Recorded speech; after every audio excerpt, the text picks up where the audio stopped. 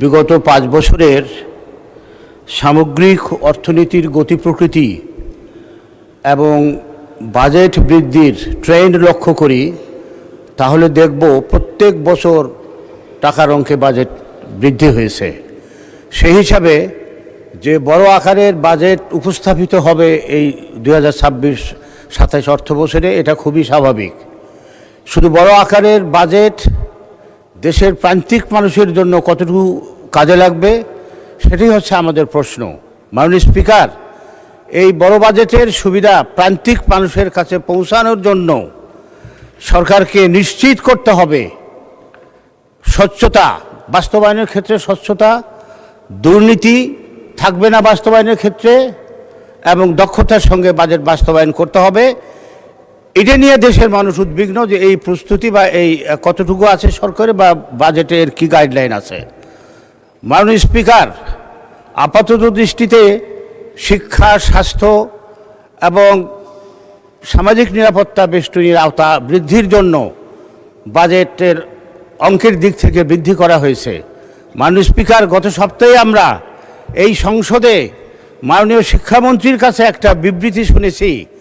তার বিবৃতি অনুযায়ী হাজার হাজার মামলা জটে আমাদের শিক্ষা ব্যবস্থা আজকে জর্জরিত। শিক্ষা প্রতিষ্ঠানগুলোতে শিক্ষক নাই, কর্মচারীর অভাব, বিশেষ করে গ্রাম পর্যায়ে যে প্রাথমিক বিদ্যালয়গুলো আছে সেখানে শিক্ষকের পাশাপাশি ছাত্রেরও অভাব। মাননীয় স্পিকার, বিগত ফ্যাসিবাদী আমলে যেভাবে দলীয়করণের মধ্য দিয়ে শিক্ষা প্রতিষ্ঠানগুলোকে ধ্বংস করা হয়েছে, যদি একই ধারাবাহিকতা যেটা আমরা লক্ষ্য করছি যে বর্তমান সময়েও স্কুলের কমিটি গঠন থেকে শুরু করে সমস্ত বিশ্ববিদ্যালয়ের নিয়োগ প্রক্রিয়া সবখানেই দলীয় বিবেচনাকে প্রাধান্য দেওয়া হচ্ছে। মাননীয় স্পিকার, এই দলীয় বিবেচনা প্রাধান্য পেলে শিক্ষা খাত কখনোই ঘুরে দাঁড়াতে পারবে না বলে আমি মনে করি। মাননীয় স্পিকার, স্বাস্থ্য খাতে বাজেট বরাদ্দ বৃদ্ধি পেয়েছে ঠিক আছে, কিন্তু স্বাস্থ্য খাতের বড় সমস্যা হচ্ছে আমাদের জনবলের দক্ষতার অভাব।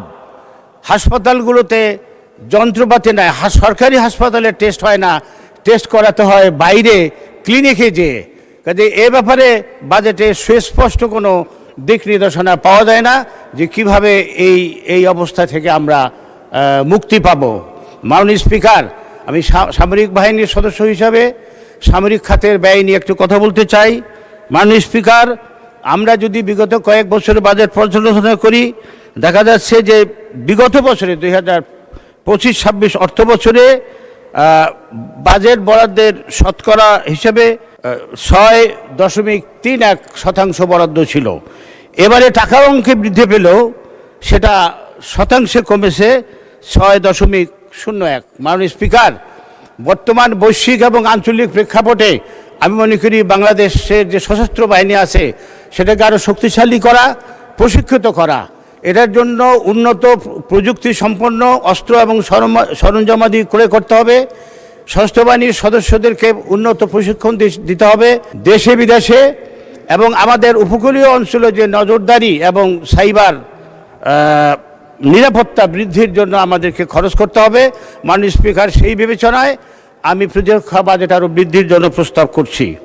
মাননীয় স্পিকার, আমরা এই বাজেটের পরিসর বৃদ্ধি করার জন্য ক্ষুদ্র ও ফুটপাতের ব্যবসায়ীদের উপরে কর আরোপ করা হয়েছে এবং তাদের জন্য টিন সার্টিফিকেট বাধ্যতামূলক করা হয়েছে। মাননীয় স্পিকার, আমরা সকলেই জানি বড় বড় ঋণ খেলাপিদেরকে ছাড় দিয়ে এই ক্ষুদ্র ব্যবসায়ীদের উপরে যদি করের বোঝা চাপিয়ে দেওয়া হয় সেটা কতটুকু সুফল দিতে পারবে জাতি সেটা জানতে চায়।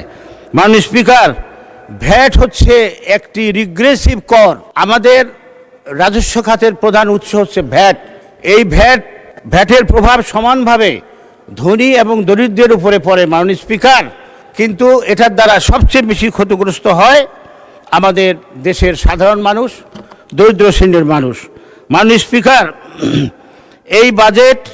এই বাজেটে মধ্যবিত্ত এবং নিম্ন আয়ের মানুষের জন্য খুব একটা ভালো খবর নাই। মাননীয় স্পিকার, লক্ষ্যমাত্রা পূরণের জন্য বিভিন্ন ধরনের ভ্যাট এবং শুল্ক আরোপ করা হবে এবং ব্যবসায়ীরা করবে কি, সেটাকে পণ্যের উপরে চাপিয়ে দিয়ে মূল্য বৃদ্ধি হবে।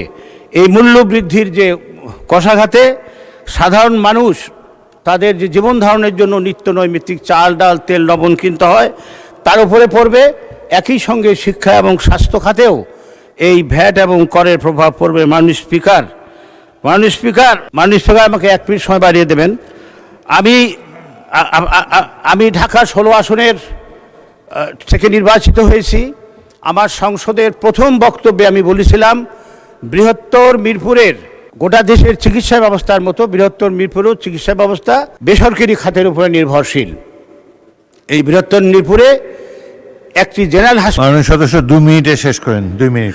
জি মাননীয় স্পিকার, আমাদের যে স্বাস্থ্য ব্যবস্থা সেটা এখনও প্রায় 80% নির্ভরশীল বেসরকারি খাতের উপরে, এবং বেসরকারি যে চিকিৎসা ব্যবস্থা ক্লিনিক এবং হাসপাতালগুলো সেগুলো খুবই ব্যয়বহুল।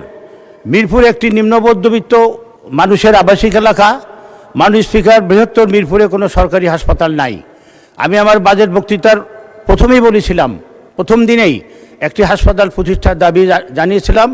সেই দাবিটাকে আমি আজকে আবার পুনরায় উত্থাপন করছি। মাননীয় স্পিকার, মিরপুর থেকে শত শত বাস এবং ট্রাক ঢাকা শহরের বিভিন্ন গন্তব্যে চলাচল করে, কিন্তু এই বাস ট্রাক দাঁড়ানোর জন্য কোনো বাস স্ট্যান্ড নাই। মাননীয় স্পিকার, সম্প্রতি আমরা জেনেছি মাননীয় প্রধানমন্ত্রী ঢাকা শহরের বড় বড় বাস স্ট্যান্ডগুলোকে ঢাকা শহরের বাইরে নেওয়ার জন্য নির্দেশ দিয়েছেন। সেটি একটি সমাধান হতে পারে, বাট আমরা একটি বিকল্প চিন্তাও করতে পারি। মাননীয় স্পিকার, আমরা এগুলোকে বহুতল বিশিষ্ট যদি স্ট্যান্ড হিসাবে আমরা নির্মাণ করতে পারি, আমার মনে হয় আমাদের সমস্যা অনেকটা সমাধান হবে। বিশেষ করে আমি আমার পল্লবী এলাকার জন্য এই বাস ট্রাকগুলোর পার্কিংয়ের জন্য আমি একটি বহুতল বিশিষ্ট পার্কিংয়ের দাবি করছি। মাননীয় স্পিকার, আমি এর পূর্বেও বলেছি, আবারও বলছি, সারা দেশের মতো আমার আসনে মাদকের ব্যাপক প্রভাব। আমি সম্প্রতি মাননীয় স্বরাষ্ট্রমন্ত্রী মহোদয়ের সঙ্গে সাক্ষাৎ করে এটা আমার উদ্বেগের কথা জানিয়েছি। আমি আশা করছি দেশব্যাপী যাতে এই মাদকের বিস্তার রোধ করা যায় এবং যুব সমাজকে ধ্বংসের পথ থেকে ফিরিয়ে আনা যায়, এই পদক্ষেপ সরকার গ্রহণ করবে। মাননীয় স্পিকার, আপনাকে ধন্যবাদ আমাকে সময় বাড়িয়ে দেওয়ার জন্য। ধন্যবাদ। আসসালামু আলাইকুম।